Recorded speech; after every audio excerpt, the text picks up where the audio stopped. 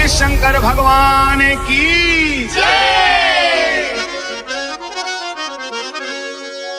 ओम से ओंकार बने, सत्य बने शिव शंकर से, जिनके के सब दुख मिट जाए शिव भोला के भजन से। शिव अविनाशी अंतर्यामी, जय गिरि उमा महे, आदि शक्ति है माँ तू भवानी, काटो सकल करे। डीजे गौतम।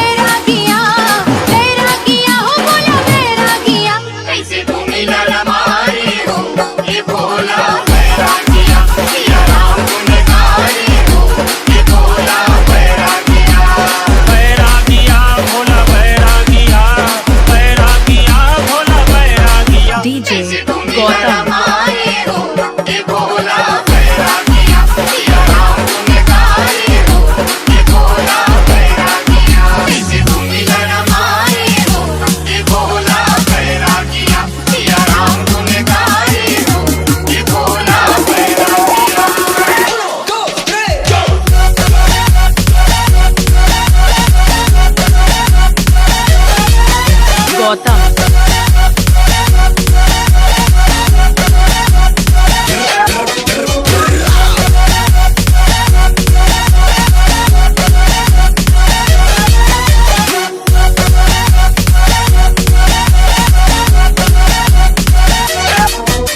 डीजे गौतम।